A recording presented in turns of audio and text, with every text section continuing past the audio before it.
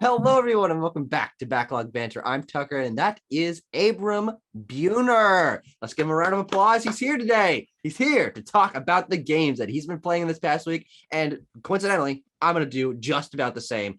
This is BLB. We're going to be talking about the games we've been playing this past week. If you want to talk to us about any of the games you have been playing the past week or any of the games that we have been playing the past week, join Discord. Link is in the description. There's a subscribe button, allows you to keep up with us. We're running real fast. You gotta maybe jog a little bit, practice, but you'll be able to keep up with us eventually. And you can also like the video. You can hit the bell. We don't mention that very often, but actually hitting the bell and having like notifications come up on your phone, that really keeps you on top of what someone's doing. There's a couple channels I do it for, and I'm bam right there watching their videos. Scott the Waz, Arlo, Donkey, all the classics. But BLB is classics.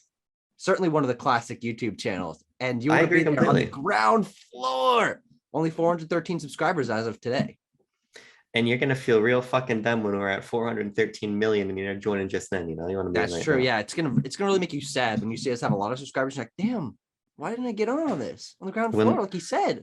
When literally 1 out of every 16 people on planet Earth is subscribed to Backlog Banter, you want to say you were there before it was cool. That's true. But Tucker, let's stop beating around the fucking bush. All right. I'm a little bit distracted. There's gonna be a Nintendo Direct. There is, yes. Yesterday, as of when you're seeing this video. That's true. Yes, we will already react to the Nintendo Direct. We're not going to talk about that here, but it's just like it's on my mind. Let's shut it up. But Tucker, let's just get into a game we're playing. You want to go first or in a second? I've got 3 games. Oh, I've got plenty. So I'll start with the game that I played the longest ago, but it was just after we had finished the last episode of BLB, which. Okay, correct me if I didn't talk about this last week. The Artful Escape? No, you didn't talk about Okay, I didn't talk about this. Man, I played this also. Did you actually? Okay, hold on. I didn't finish it. Okay. But yeah, man, it feels like such a long time ago. I was sure that I had talked about it. It feels like 3 weeks ago. Time goes very strangely in my head. I was trying to figure out when we recorded last because God, I don't even fucking know what day of the week it is right now. This past week has been crazy. I don't even know why. I don't either. But the Artful Escape is also very crazy. How's that for a fine transition? The Artful Escape is a Game Pass game in which you are a little guy and you're walking in beautiful environments and you like music. And what's his name? I don't know. Gerald. No, his name is fucking Aiden or something. No. It's well, like Johnny. Regardless, Hortensio. We can't. It's probably not that, but we can't remember his name. And honestly, I think as the time has passed from me beating the game last week, I've started to realize that I don't really care that much. Sure. I think it's totally passable, and I wish that was more up my alley and that I was vibing more with it, as the kids say these days. But well, it is in the vein of lots of games that I do enjoy. I actually have some problems with the gameplay, sure, believe it or not, and and I think the focus on music not being something that I'm really interested in, and like how that impacts people's lives and stuff. There's a disconnect from me, and so I respect the game, but I actually do think it's kind of flawed. Yeah, so I was pretty interested in this game. I was tuning out of class one day, reading the reviews for this prior to it launching on Game Pass. And so they're very positive. I wanted to check it out. I didn't get much past the opening. There's a clear point where the narrative turns when we meet an alien. And so the last thing I did was like the Simon Says music game. Okay, so you played for like 30 minutes. Yeah, I barely started. Okay. And I was not compelled by the way the game felt to play. I found it to be a beautiful game. Yes. But my God. Yes. The opening environments of you walking through that forest and then you show up in that town. Oh my God, the town is so good at using secondary colors as its palette. It's got greens and purples and oranges, and all the shops have these clever little names on them and stuff. Oh, I was like visual chills walking through that environment. I was like, oh my God, this is beautiful. And the music's swelling and stuff. I'm like, I love this. But honestly, even though it doesn't make a lot of sense, I actually thought that it became kind of less compelling as you shift into this space opera with wacky characters. Yeah, I mean, seems counterintuitive, but no, I get it, because I think there's something nice about sort of that like coziness, that quaintness of that opening sequence. But I just I knew immediately where the game was going. I Yeah. understood from the jump what the narrative arc here is, and I agree with you. I didn't find the gameplay especially fun. Yeah. It's basically like a Zelda instrument game with kind of light puzzle platforming, which is fine. But Light in the lightest yeah, sense. And like, yeah, if this was on the scale of white to black and white being like light, it's like you move your mouse down a millimeter to find the next gray thing on the hexadecimal thing. I mean, I would have used 1 to 10, but I guess a hexadecimal color example works also. Yeah. But yeah, the point is, I didn't feel compelled to play a whole lot of this game. Yeah. So my issues come down with that rhythm mini game that you tried the first time of does not ramp in complexity ever. Yeah. And it's surprisingly, it's not used as much. Like that's the most interesting aspect of the gameplay. But you don't actually have to do the Simon Says. I just found myself pressing the button as soon as they highlighted it because I'm like, I don't want to remember 10 buttons in a row. So I did it, and that works perfectly fine. There's no downsides to that. There's zero challenge to it. And it was just sort of okay, yep, you highlighted the button, I will press the button. And I felt that to be underwhelming, especially the fact that it didn't really ramp in complexity, even when you're like destroying the universe's minds with your music. Sure. It's just like bop, beep, boop. It's like, oh, okay, that's a little underwhelming. And well, this is in the vein of a game like Grease, which is a game that you and I both very much enjoy. I don't think this feels as much as tight in the movement. There are these platforming segments, as you said, where you're sliding down things and you have to jump over little gaps and stuff.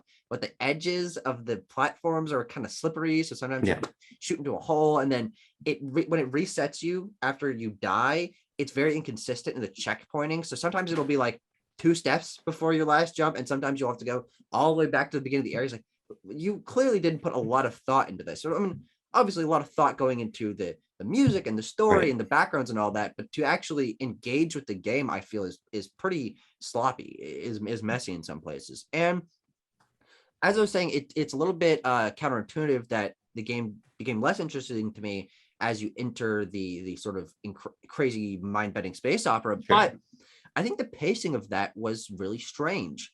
The game's not very long, but it throws you right into the middle of crazy characters, a spaceship called the Cosmic Lung with music going on and a whole history. And instead of starting with a few strange elements, it throws you into the deep end of it. So there's no real ramp in the craziness. I always felt like, or like when I was getting towards 80% through the game, I'm like, yeah, I feel like I've kind of seen this already. Like this crazy cosmic ancient creature that I'm talking to is no crazier than the one I saw 2 hours ago. So I'm not like you meet essentially like the god of the universe in the ending battle, whatever. And it's like, yeah, that's a character design. Like it's not it didn't blow my mind like I wanted it to. Though the game is visually stunning, as we were saying. It's got great art, it's got great music. The voice acting has they've got a great cast. The characters are interesting enough. I don't think they got enough screen time in development for me to remember them. I can't remember any of their names. But I also think that the game has sort of a front loading problem in terms of its where the quality clearly went. Like I was saying, that opening area was gorgeous, but when you're getting to these last few areas, the Xbox One X is sort of stuttering to load this area. I'm getting little frame rate drops, and there's these 3D models in the environment that are like the lighting's weird on them, and it's like, oh, how did you mess this up when the visuals are like the most important aspect of this game? So yeah, I think it's fine, but there are definitely some pretty big issues with it. Now you're backloaded, if anything. Butt joke. The last thing I would say is I think it's interesting that Annapurna picked this game up. I like kind of the risks they're taking, because I think that, especially recently after whatever, I think it was the Indie World Showcase, like early this year, that you can sort of look at a game visually and be like, that looks like an Annapurna game, you know. But this feels different than that. So I like that they're branching out and at least trying to curate the games like this, because from what I understand, this game tried to be crowdfunded and didn't succeed, and then Annapurna came and picked it up, which I think is nice. But yeah, this game has a really interesting existence cycle. It's been in development for a long time, and I don't know if you remember the reveal of it at E3 2017. I certainly don't remember That first trailer. Oh my god, that was such a long time ago. Tucker, Abram Buhner, it's your turn. let's talk about a game we've both been playing. Okay. Let's talk about Deathloop. Okay. That was not on my list of games to talk about. Okay, let's do we'll the do it dollop anyway. of Deathloop into this video. Double do you? I've forgotten about this game entirely already. I'll be honest. I think you haven't gotten enough into it. I think I played like 6 or 7 hours of the game. I played like 11. And I've got very distinct problems with it. I have played through many days. I've done a ton of visionary leads, a ton of arsenal leads. Yeah. I have seen what Deathloop is. And my problems with the game are almost entirely mechanical. I love Black Reef. I love these characters. Yeah. I love the world. But I just don't think, and there's a YouTuber I like called Mr. Matty Plays who did a review who did not like the game very much. And I found his critique of it to be very resonant with mine. Sure. Which is that the game does not feel it feels very static. And I find that very disappointing. Sure. The environments are really rich with detail and alternate paths, but there is no sense of flexibility. What I mean is, for instance, there's this one point where I was trying to get through this glassed out area. So I said, oh shit, I'm going to throw my grenade up there, blow out the window, and then shift through it. Yeah.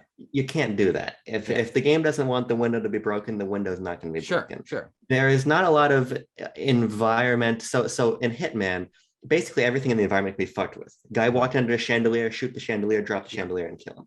There's not opportunities for things like that. That is true. You don't interact with the environment as much as, well, I mean, the trailers never really sold that as an aspect of the gameplay, but no. I think we kind of assumed it almost. I think you can assume it considering that this is supposed to be an immersive stealth sim game, and part of stealth is predicated on your ability to use the environment, and you just can't do that here. Yeah. And at the same time, the AI is really underwhelming. Yeah. I mean, I think that stealth is the more fun way to play this game because it allows you to use Nexus and Shift and the nail gun and all these really interesting, tools in your tool belt.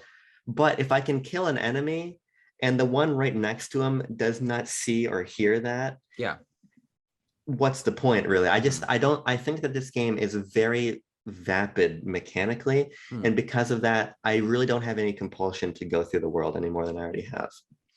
I think the things that you mentioned, and I agree with some of those criticisms, though I do think that this game was oversold in its trailers. We saw it way too many times. If this had been a game where we gotten a reveal trailer and a mid-release trailer, and we were just more interested in the game from its visuals and its concept and hadn't seen so much, our expectations wouldn't have been so high. I think they sold this game so much in trailers that it comes with a few criticisms, though I do think that what the game has, personally, I think is almost more interesting than what I came into it thinking it was, which is just sort of the next Dishonored.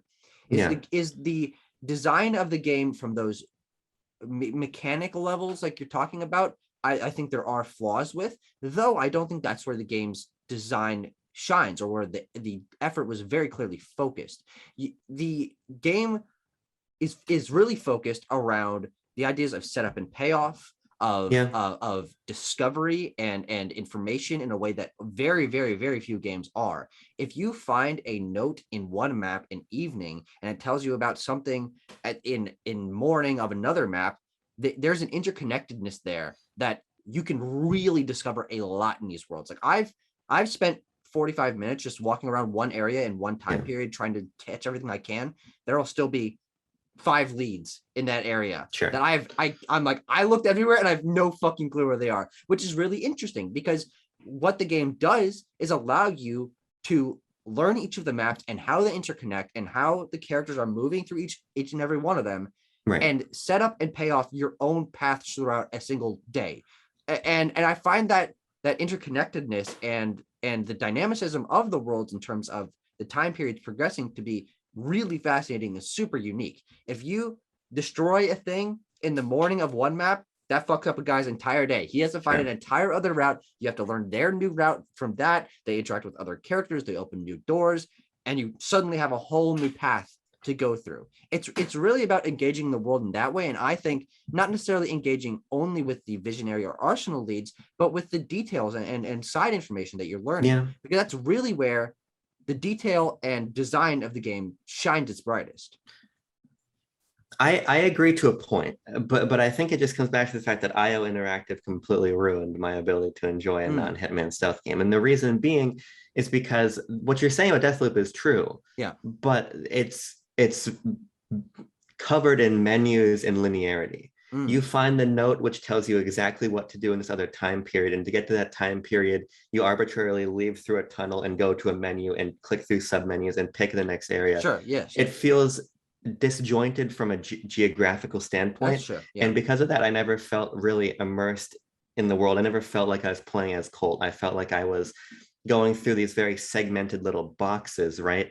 And while that sense of discovery and change is there, in something like a Hitman, I want to kill this person who's in this mansion. So I am going to assume the role of this detective. And then I'm going to make the little micro changes that Deathloop invites you to make, but I'm going to make them entirely by my own prerogative. And I'm going to see them unfold organically in the same world. I'm not going to have to leave and go somewhere else. I just think that Deathloop is a good concept, but it feels like it's a concept that divorces the player from the world at every level. Too many menus, in my opinion, too little ability to actually affect things directly as you're playing. Sure. I just, especially from Arcane, who is known for making immersive simulations, Deathloop, Prey, right? That's what I was expecting. And that's why when we kind of get out the other side of Metroid, I want to go hop on Game Pass and download Dishonored and play that. And hopefully get the experience that I thought I was going to be getting out of Deathloop. Because I just think that this game is a lot of flash and a lot of good ideas, but presented in a very stiflingly linear way, in my opinion. Yeah, I mean, that's interesting. I don't know. I think the menus are really a background element. In my experience, now being most of the way through the game, I'm so used to triangle does this, square does this. If I need a new weapon, I need to switch out a trinket, whatever. Bam, bam, bam, in and out, done. Yeah. And that allows you to really have a lot of control over what area you want to go, which leads you want to track without any effort whatsoever. The menus are very simple because they get out of your way so you can get to the gameplay really quickly. And while the game is disconnected because you're like, yes, I want this time in this map, go. I think that I would have appreciated that if the tunnels were a little hub where you could walk to the next area during the time of day. I think that would have been really interesting, though I don't necessarily think it's strictly necessary, because then that would have introduced, and then they could have, okay, actually no, that would have just been good. But I do think that I found myself, as I play more, realizing that the menu system is tailor-made for the pacing of the game in terms of, I need to go to this area at evening. Okay, I can get my things ready, press square quickly on the thing 2 times, and I can get right there and go exactly where I need to. So I do think that they thought a lot about that, and the pacing of the game of getting you into specifically these maps and following these leads that you have discovered. They cut out all the fat, and I think that's really important. I agree. It was definitely a deliberate move. It was a move made for streamlining the game. But I think at a certain point, I wonder, what do you lose by streamlining to that effect? And for me, what you lose is the sense that Black Reef is an actual place. Sure, yeah. And that Colt's time loop journey is an actual journey. I don't really care about how the game was marketed, because frankly, the only trailers I saw were in States of Play, and whenever they came on, I was just talking to you because I'd seen a shit ton of it. And I should also say I went to a preview event for this game. And so my expectations were kind of, I think, lined up accurately. Sure. And I really, a lot of the through lines I saw from talking to the game director and the art director I see here, but I just don't think that from a playability standpoint, I like the game very much. I love it conceptually. I love the world, but I just don't really like to play it. That's really interesting. And unfortunate, because this was probably my most anticipated PS5 game by a significant margin. But yeah, not that there's much competition. Not that there's much competition. However, Kenna is supposed to be phenomenal. I haven't started it yet. I don't know No, if I you haven't started either. it. No. Yeah. But I'm really actually quite excited to play that. I'm gonna beat Deathloop before I go into Yeah. Kenna because I don't want to stack these games. I'm gonna Right. forget about Deathloop if I go like 2 weeks without playing it. So, which is just how every game Yeah. works for me. Uh, So I'll get that done first. But Kenna this weekend, more than likely for me, unless we yeah. want to do a first impressions or something earlier than that. I think I'm gonna hopefully be reviewing it for RetroWare. So I'm Hmm. just gonna start it right away, and then we can just do a review whenever you're done. Okay. I think that sounds like a plan. And if we're doing on-camera planning, maybe you and Tanner do a Deathloop review. Yeah, if he Yeah. plays more of the game, Yeah. nothing. He loves the game, but Yeah. he's Tanner, Of and course. No, understandable. he plays like 6 hours of video games a month. Yeah, he plays differently. Yeah. He's really just he's just a vector into a PS5. Well, I don't want to say it, but I'll say it. You know what I'm saying? Tucker, hit me with another game. All right, I'm gonna hit you with another game that I was obsessed with for 3 days straight. Oh yeah. I think this game is absolutely lovely, criminally overlooked, Yeah. but really fucking dumbly flawed. Like there was Yeah. like $6 poured into this dumb fucking thing. Sushi Striker: The Way of Sushido on Nintendo Switch is Yes. it's just kinetic. It's just fun. It's so engaging in terms of puzzle, but it's very easy. Yes. There's little challenge, but once you get into the flow of swiping your finger across these things and knowing what your sprites do and knowing what your enemy sprites do and seeing how they're attacking you and doing the combos of flicking the different colored plates, Yeah. there actually is a lot of not a lot, but a surprising amount of depth to the combat and puzzles. And it's all just in this package that the puzzles and combat are in this package of, oh shit, we need an overworld, we need a story, we need characters, we need art, and they just like slopped that together in 25 seconds. They're like, well, bam, then let's put these actually really solid gameplay mechanics inside of that. Yeah. This is a game that was fucking murdered by its price point. Oh my god. You know, it sold like 40,000 copies total ever. I'm not surprised. So I bought this game back at launch. I was feeling like kind of cool about myself because one of the first summers when I had like a steady job, so like, oh, I can afford Sushi Striker. You know, I think I played it for like an hour. My problem with Sushi Striker is that when I play a puzzle game, I like to feel like my actions are very deliberate. Yeah. But when I was playing, I felt like I was just looking what's the next colored sushi plate and just kind of dragging my finger out. And of course, there is more depth to the systems you were talking about. Yeah. But I think on that most basic, like second to second level, I just felt like I was fucking swiping about. And for me, that just didn't do a whole lot. So I played I played the demo of this game, actually. I almost never played demos, but I played that before it came out. And I was underwhelmed at that point. That was 4 years ago. That was a long time ago. That's a long time. Yeah, and you have it on your thing that in Roblox I share with games. Right, in Minecraft. Yes. And I just like, I'll download it. I'll give it a try again because I never played the full game. And one thing I think is interesting is that the game is super tutorialized for that first hour and a half, but you actually get a lot more freedom in your freedom and your progression and interaction with the world once you hit a certain point. There's a point in the story, which is a fucking stupid ass story, which I kind of think is fun in its own charming way.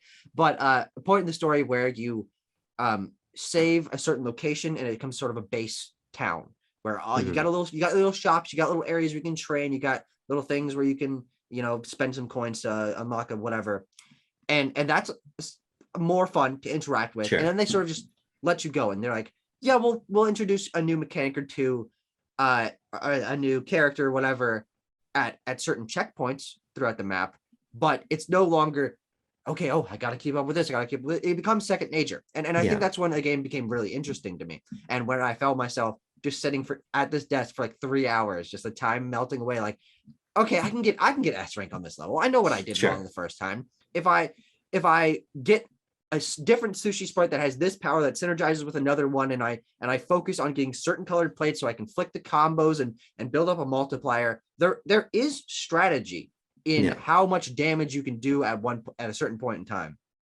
It's just not obvious at the beginning. You Yeah. really need to get into the game's mechanics and has to finish setting you up so you can actually understand what's going on. And I think its complexity is both a strength and a weakness, because you play an hour and a half in this game, you're like, every level's a fucking tutorial, and the map sucks, and the art is terrible, and whatever. There's no reason to really go through it. Though I don't know what was fucking wrong with me. I must have been hit on the head as a child, where I actually got 3 hours into it and found the gold lying beneath. I don't know if I'm not going to beat the game. It's like a 16-hour campaign. What the fuck?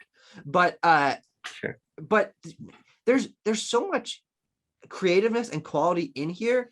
Yes. But it really was just not given the money or the development time or the marketing push that it could have gotten to make it a really interesting franchise from Nintendo. Yeah, I think it's very cool that they made this game. Yes. I love new IPs from Nintendo, and I think that something that Switch has been lacking is that that eShop presence that 3DS had, with your Pushmos and your Dylans and your Pocket Card Jockeys and your Box Boys and all this stuff. Yeah. But the Nintendo's response was to take that philosophy and make it a fucking $50, 16-hour game.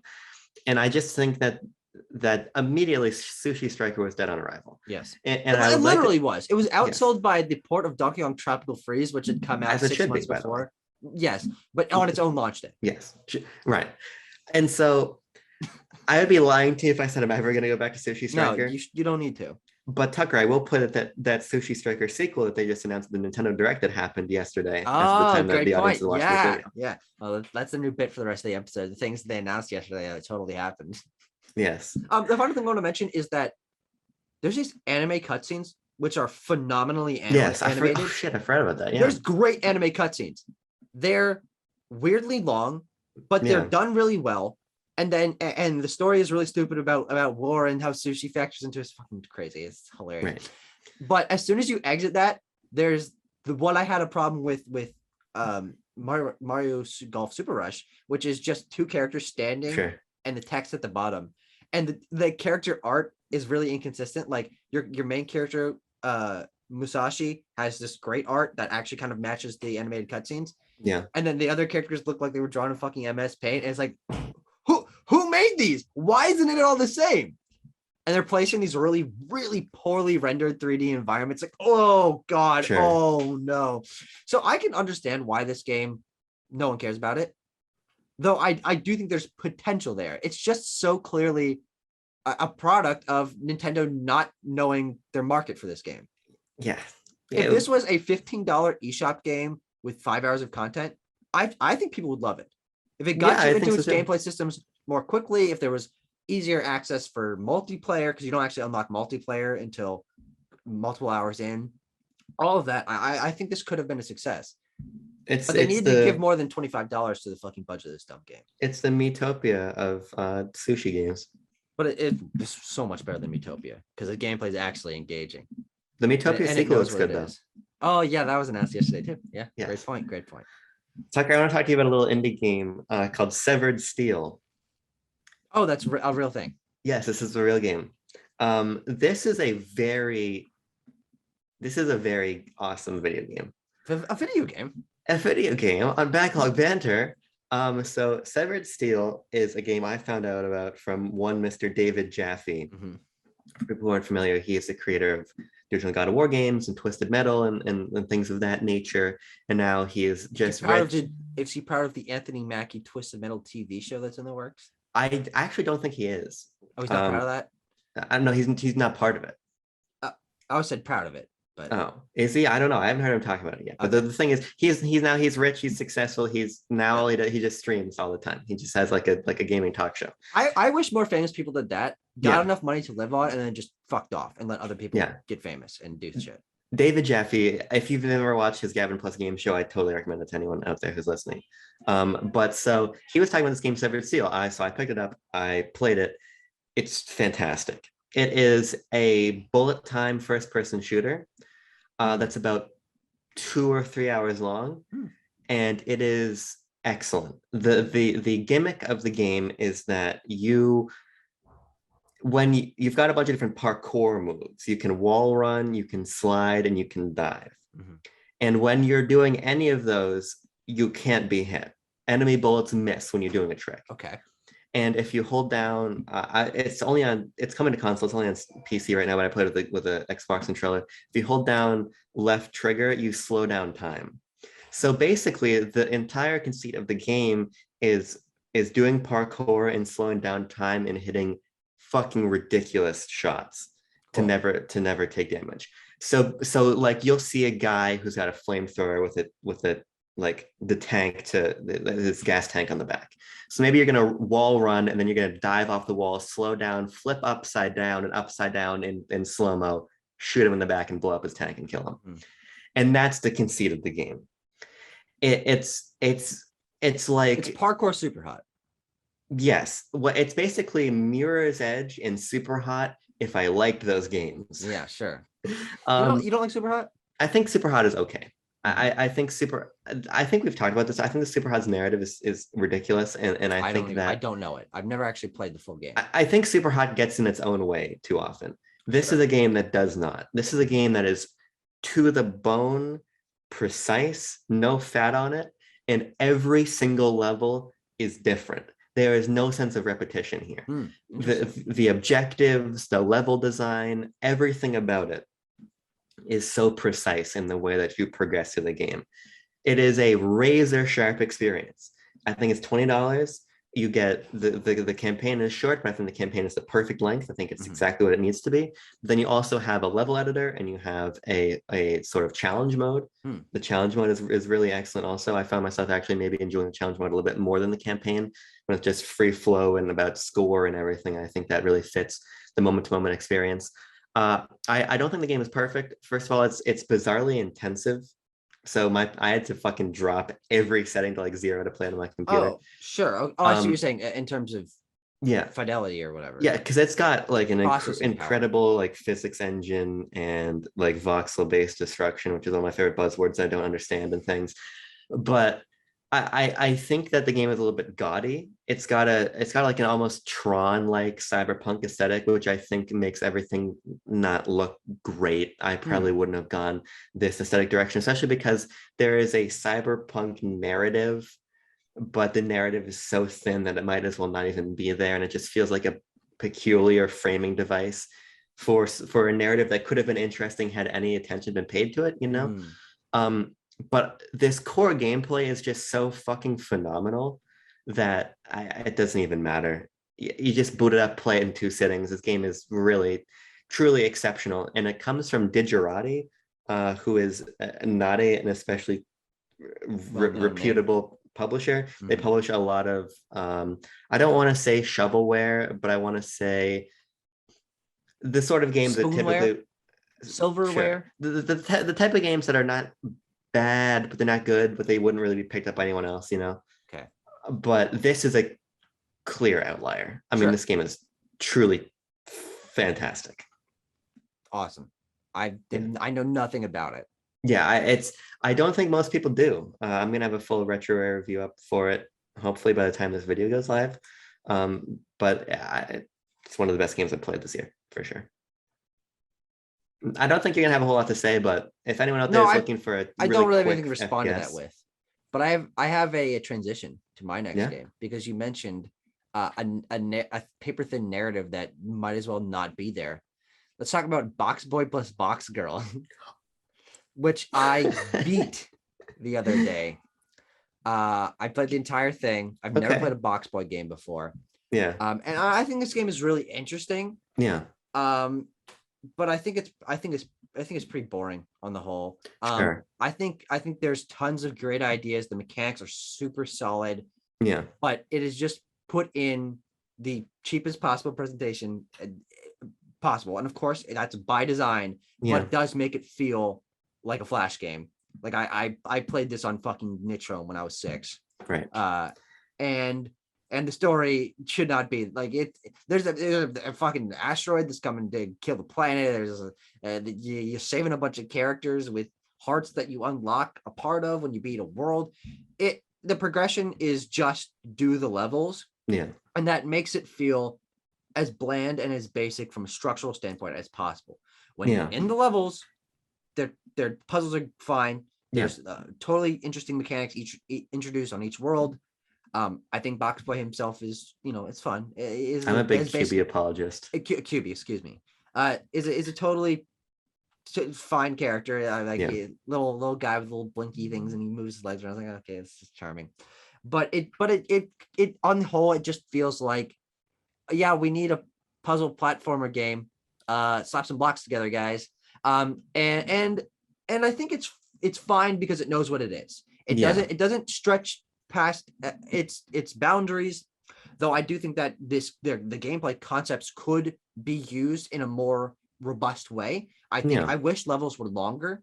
Sometimes it's 30 seconds of one puzzle and you're done with the level, which is fine because there's plenty of levels, but I think more longer challenges that link things together more and progressed mechanics a little more interestingly, and mixing together gameplay mechanics, you get all sorts of interesting powers. Each set of levels has their own level gimmick, but they're never meshed together. You're never using all the abilities that you've gotten throughout the course of the story.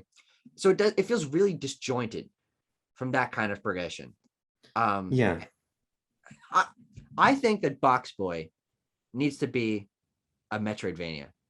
That's actually not a bad idea at all. You unlocking these powers like a ground pound and a shoot and stuff like that. Place that in a big map where you can remember, okay, I need to go back here and shoot a block there to unlock this new area. That would have been really cool. It's so much fun to control and get these new powers and figure out the physics of it all, but it's just placed in these bite-sized, pretty much nothing challenges. Yeah, I like Boxboy. I think Boxboy was better on 3DS when Boxboy was newer, and I just think that I think what Boxboy was fit 3DS better than it fit Switch. Yeah. But I like your point about the game knowing what it is. I think this was $10 when it came out. I think it might be 20 or 15. 10 sounds really low. I can actually go lower. Yeah, you do a little bit of investigation, but I thought it was enjoyable. I just think that by the time that Boxboy and Boxgirl came out, these ideas had been played through. Yeah. And especially because this comes from Hal, and Hal makes so many interesting smaller games like what I talked about earlier. Oh, it is $10. Holy shit. Okay, never mind. Wow. That's totally reasonable. Holy shit. Yeah. So like they made Part-Time UFO, which I think is so clever and so creative. So I kind of wish that instead of making another Boxboy, they had, done something a little bit different. Yes. Because I know they have the chops beyond Kirby to make these small, interesting games. 100%. But I'm a big QB fan. I've always wanted QB in Smash, and I'm super excited that he got announced for Smash yesterday. It was so much fun when I saw that trailer. You just flipped out. It was great. We are going to actually probably get a Smash reveal tomorrow. Yesterday. Yesterday, yeah. Which would be the last one ever for its Ultimate. God damn, there's a lot of pressure riding on that. Yeah. But I think I overhyped my negatives of this game. I had a good time playing it. I like puzzle games. I like creative short games like this. I had never played a Boxboy game, so I didn't go into it with knowing what his abilities were aside from producing blocks. So I didn't really have any certain expectations going into this, but I just think that it feels really sterile and flat, and obviously that's by design. But I think you could put like either go full Paper Mario and give it some sort of like texture and nuance the environments, but it kind of just feels like a computer generated art style in the worst way possible. So I just think there's so much potential here that they just need to put a little more thought into trying something different, because the thing that's different that this game did, which is good, is co-op, which I didn't use, but that's a good idea. But I feel like that's better as the second entry in the series rather than the fourth or whatever. And also you can play as Cutie, the tall one, which I did not play as campaign, but it's cool that they have another campaign, but it's very disjointed. Like it's a totally other thing. I don't know. I think this game had a lot of potential, and it is good in its own right, but there's a lot of factors that really knocked down that overall experience for me. Okay, I got one more game. How many games do you have? Should you go again? No, you go. I've got like you dirty boy. Two half ones, so that's fine. It adds up to one. Okay, Tucker, I've got a fucking big one to talk about. Oh, that's right. Okay. Last night I finished The Legend of Zelda: Ocarina of Time. You might have heard of it. One of these idiots are talking about today. You might have heard of it sometime over the past 24 years. Is that, did I do my math right? 97, I think. Yeah. No, it was 98, 23 years. Okay, very close. Yeah, that's how numbers Oh work. God. Ocarina of Time, the very best video game ever made, according to many. Not according to me, No. but I think Ocarina of Time is really a staggering achievement in a lot of respects. You played Ocarina of Time 3D, by the way. I played Ocarina of Time 3D. Clarify. I have played a lot of the original. I've tried to finish Ocarina of Time like probably 6 times over the course of my life. Yeah. But I was playing Deathloop, and then I thought to myself, I don't really want to be playing Deathloop. And then I turned off Deathloop, and I remembered, oh my God, everything about my real life is stressing me out to the point where I don't want to do anything other than play a video game right now. So like, I want to play, like, Nintendo games bring a lot of comfort. So what's the game I could just hop into right now? I'm like, you know what? I'm going to finish Ocarina of Time. So I did. I think I've played like 15 hours of Ocarina of Time in the last couple of days. How long was that game total? I don't know. We could investigate my 3DS's play clock to find out. But I think it's supposed to be like 20 No, hours. that would be really inaccurate because you've started it so many times. Yeah, I could, but because the 3DS actually values this data, you can look by day and see how much you played. Yes, but you can't look at what because you started half partway through, so Yeah, you can't find the total. See, I could have got the point is I like the 3DS's activity log, not as good as the Wii's activity log. The Wii's activity log fucks. What's the difference? Just has I mean, more I've data. used both of them. Datum. You know, one data is a datum. That's true. I think so. Okay, continue talking about goddamn stupid Zelda. No, because this is gonna derail us. What's a datum? A piece of information. Yeah, no, I think you're right. I think it's a singular. Yeah, fascinating. All right, we learn. BLB is for education, by the way, guys. Yes. Backlog blood education. So I think Ocarina of Time is excellent. I think Ocarina of Time has some clear issues, and most of the issues come from the fact that this game was so far ahead of its time in 98. When you think about the day-night system, when you think about the Z targeting, when you think about the action button, I think one of the big innovations of Ocarina of Time that people forget is it had a contextual action button, which now basically every game in their fucking mother has. Yeah, of course. And I think just some of these decisions start to show their age a little bit. Like, I want to climb up on if you're trying to climb up on a block opposed to pushing a block, the action button just does not know exactly what to do. Or sometimes you want to sheath your sword or put away your megaton hammer instead of using it. So there's little fiddly things like that, right? But so much of this game holds up so well. I think that there is just a wonderful feeling to Ocarina of Time, to how timeless it feels. I think it's kind of neat that this game about traveling through time feels as good today as it felt in 98. Sure. I don't think that means it's as good today as it was in 98, because I do think that games like Wind Waker are better than it. This is probably my 4th or 5th favorite Zelda. I think that there's Zeldas that are better than this. Yes. But there is a purity to it that for a long time I had taken as kind of genericness. That was both of our issues. I think we honestly talked about our when we started it last year on BLB, on some of the first BLB episodes. And that was my biggest gripe with it. Though as I played more of it, which I didn't beat it, I noticed that there was a lot more small charming elements in there, though it wasn't enough to pull me through. Yeah, so because I think part of it was also that I had played this opening Young Link section so many times. Sure. But there is the world of Hyrule here feels so earnest. I really love it. The ways that, like, Ruto says she's gonna marry you, and then you travel forward in time, and then you free her in the water temple. She's like, yeah, sorry, I can't marry you right now. There's bigger things going on, but I can give you the medallion or whatever, right? There's great character moments here. And there is such excellent design everywhere. The dungeons are so good. The side quests are so fun. Getting Epona, having to start as young Link, get to adult Link, having to win these races, building this bond with Epona, the beautiful soundtrack, the beautiful locations, the memorable character designs, the great boss fights. I really think Ocarina of Time is an excellent video game. I just think that elements of it were just so far beyond what we were used to in 98, the royal Wii, because I wasn't around then. But that those just don't hold up quite so well because we've had so much time to refine those since then. That I think that this game is no less than great, but I think that signposting has gotten better. You got to play. I really think you got to play the back half of this game with a guide. I think, and I think, did you use a guide? Yeah, I did. Okay. No, and I think no that, shame in that. Yeah, I think that because some of the puzzles are just kind of esoteric, Yeah. not necessarily within dungeons. I think the dungeon design is really great, even though the water temple is really not that hard. I know that the 3DS version made it a lot easier, but just sometimes of, okay, where do I even go next, right? Yes. I think having the guide is useful, but on the whole, I'm really so glad I finally beat it. I do think this is one of Nintendo's defining games. It's also my 50th completion for the year, so I'm getting very close. I'm at like 46. yeah. So I can't say anything, but like we're neck and neck, Bucko. Yeah. Bucko. And I don't really have a lot to say about Ocarina of Time. I guess I will beat it at some point, but it's kind of on that list of games that I've played a good amount of. Like I've probably played half of it.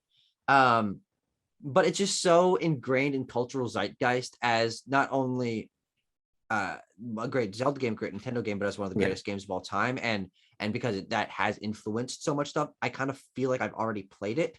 So I really feel no draw to actually play Ocarina of Time because like, yeah, it's Ocarina of Time. Yeah, I'd rather do something more interesting with my time. But I'm sure I would, you know, give it an 8 out of 10, 9 out of 10 if I beat it. But especially because I was halfway through and I really do not want to play half the game again. And I'm not very good at picking up where I left off for games that I started. Yeah. Man, it's really tough. It's in a really interesting position for me because I was enjoying it a lot when I played it, but Yeah. it is really esoteric in like, if you want a certain item or something, you got to do like 4 different steps with it that none of them are signposted and stuff. And I was just like, oh God, I don't want to do this. For sure. I think part of that is what makes the game charming. I think that there's a lot of charm to the game. And of course, with the guide, you don't feel the frustration of it, right? Yeah. But like the trading quest for the Bigoron sword, or the alternate challenges you can do to get bigger arrow quivers and stuff, or figuring out where to get the fire arrows from, and all kinds of these sort of side missions. I really love them. And while, you know, the Lon Lon Ranch stuff, there's just so much charm packed into every corner of the game, let alone the fact that this is even in an N64 game is incredible to begin with. I think it's clear that Ocarina's influence is far larger than the game itself, but I do think there's a lot of merit to Ocarina of Time, especially the adult Link portion of the game. I do think the adult Link portion of the game is a lot stronger than the Child Link portion. I think the items are great. I think the ways that you have to move back and forth between time is really interesting. Like one temple, for instance, you do half as a child, half as an adult, and that kind of interplay both on like a narrative level and a mechanical level is really great. It really, I would put it in the top 30 games of all time easily. Personally, I'd have to really think about where I'd want to slot it in. But like I said, for me on the most subjective level, it's probably my Wind Waker, Breath of the Wild, Link Between Worlds, and then either Ocarina or Link's Awakening. I'd have to decide between. I'd have to really think between those two. Yeah, sure. For me. Old people who are gonna coom over Ocarina of Time, if you're upset by this, I don't care. I'm not beholden to them. Fuck them. There's already enough crotchety old Zelda fans who because I posted for Zelda's anniversary, like, here are my 4 favorite Zelda games. People are like, oh, where's Ocarina of Time? Where's Link to the Past? I'm like, I don't care.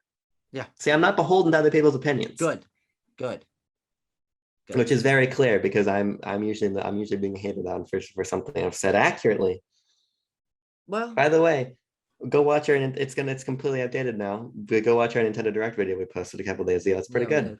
Yeah, it's good. It's a great video. I think it's a timeless discussion anyway. I think it can exist even after we get that great direct with Star Fox and that happened yesterday. And Dashi Giant. Well, this was a solid episode. I'm actually going to nix the games that I played. Oh, I didn't play shit. A lot of the.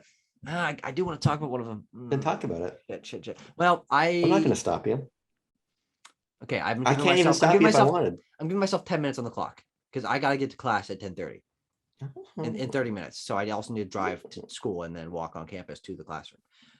They'd understand. If we're doing BLB, they'd understand. True. But also, maybe I'm not going to go to class today.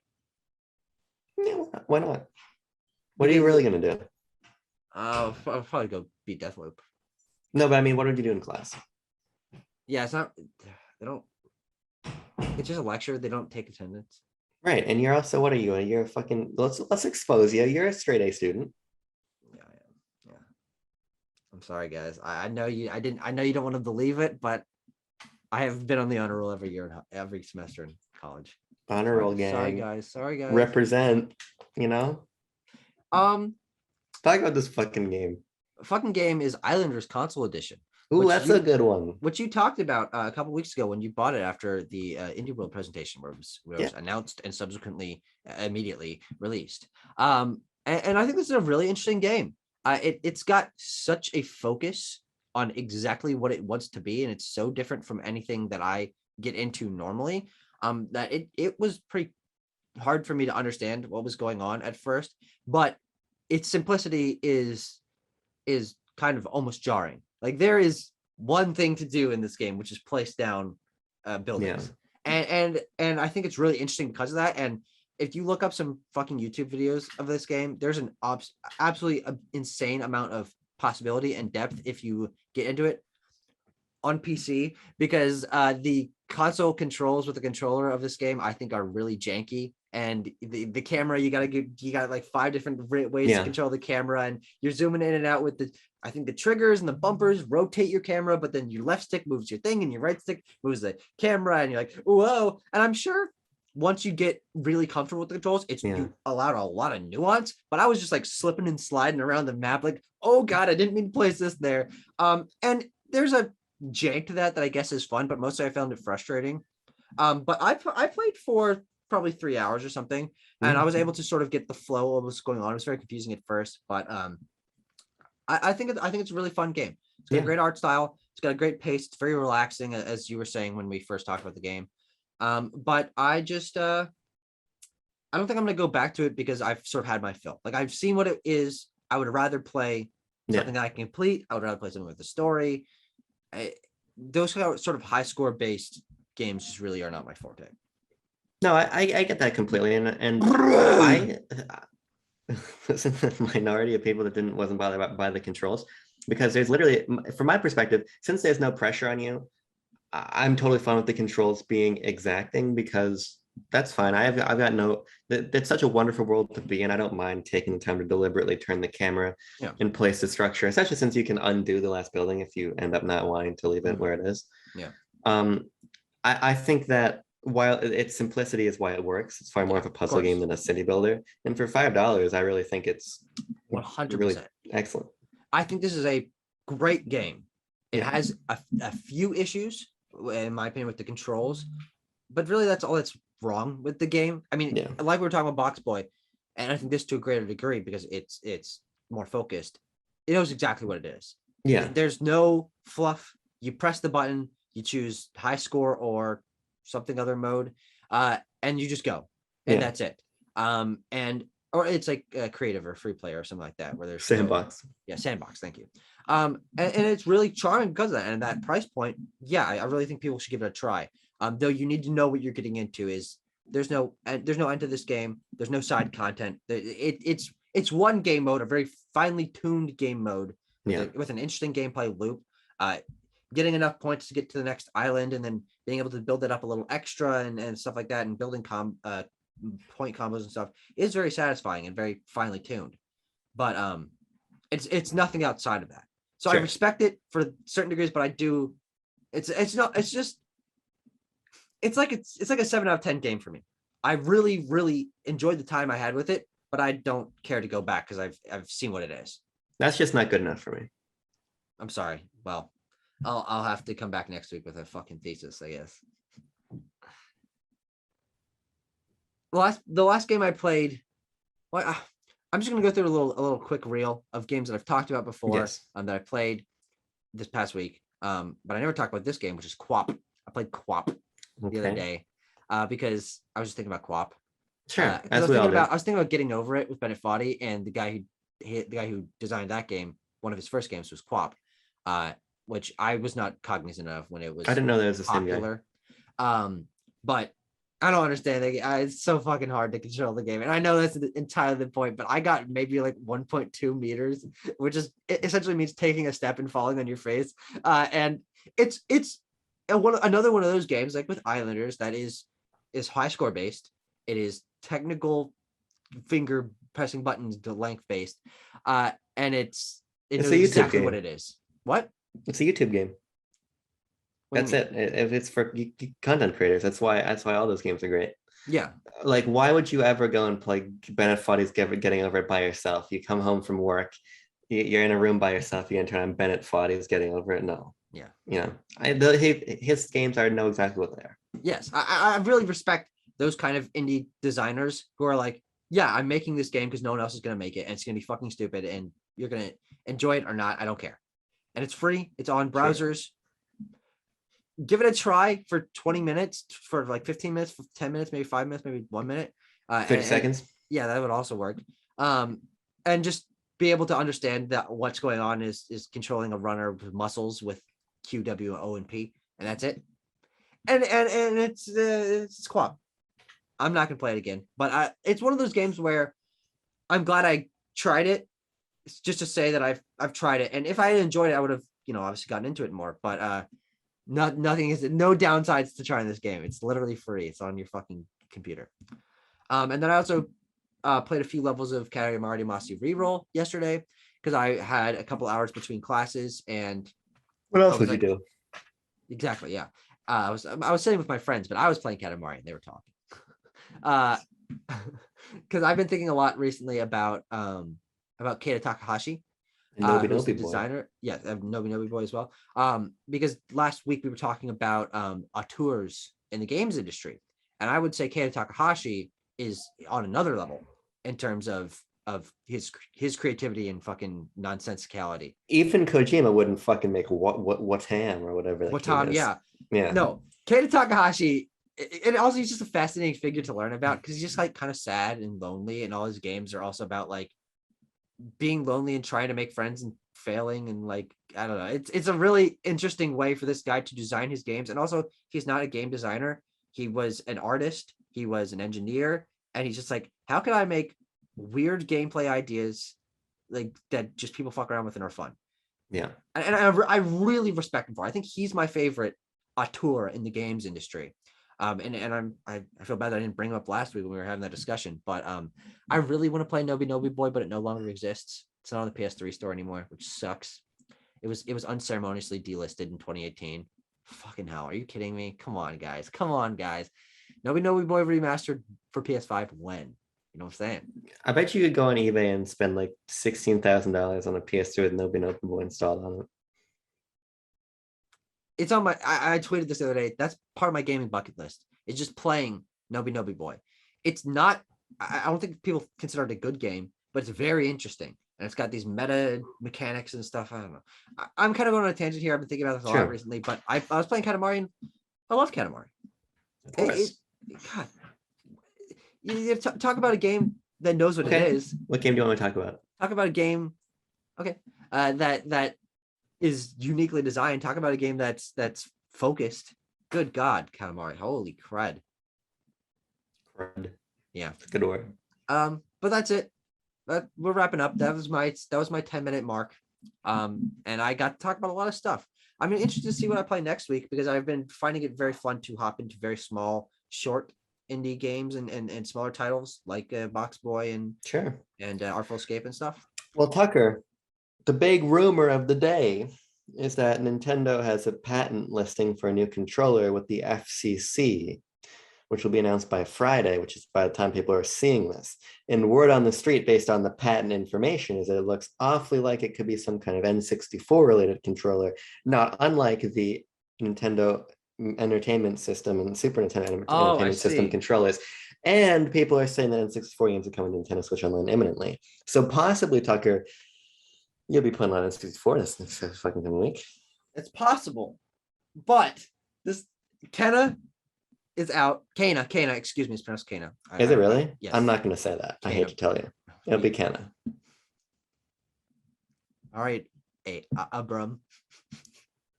Kana now Something else is next week. What the fuck is next week? There's a game coming out. I don't think so. If it is, I'm not excited for it. Hold on. Upcoming video games 2021. I don't think there's anything until Monkey Ball, but I could be wrong. When is Monkey Ball? The 5th, Tuesday the 5th, the day. Okay. I had my That's very lesson, soon. one That lesson, might two be what I quiz. was thinking of, actually. 2 weeks. So under 2 weeks, I have to learn all my hiragana by then. So I'm gonna have a quiz. Actually, it's a test. It's my midterm. September 20, 20 what? Are you talking about Death Stranding Director's Cut? That comes out on Friday. Oh no, actually, I think I was talking about Diablo 2 Resurrected, which I was interested in when it was announced. But I have through Minecraft, through Roblox, Diablo 3. So I there's no reason for me to spend fucking $40 whatever on that if I can just try a different version of the game. Abram, thank you very much for joining me. This is a good episode. I like hearing about your games. I like sharing mine. That's what we do on this show. But I gotta go to class. I will see you guys next week and in many videos before that. Yeah. Money. My least favorite thing that has transpired in the last couple of years is people snapping to like agree with a point. Does that happen at your college? Oh, yeah, it's like claps are too aggressive. So let's do snaps. Yeah. It drives me up the fucking wall. It's that sounds like a third grade teacher thing. It's like, okay, kids, we don't want to wake up the one who's sleeping in the back. Let's do snaps instead. Well, I've told you this, but when I was at CTL, we weren't allowed to clap because it was too rambunctious. We did this as a silent cheer. That's what I do at the beginning of every quest episode. This is what you do at the beginning of every quest episode. That's me squirting ketchup and mustard in my mouth. Ever just taste just straight ketchup? Yeah. It's overpowering. It's a very strong flavor. But also, I personally believe that ketchup enhances the flavor of almost any savory food. I agree. I put it on broccoli. Sure. Why not? I can't be one to judge that sort of thing. That would destroy my credibility. If I commented on someone else's taste in food, yeah, that would be terrible. That'd be nonsensical. But if I'm nothing, I'm a man of logic and consistency. Yes. All right, hit that intro, fool. Okay, foo. I had a Driflin that was nicknamed Foo. Okay.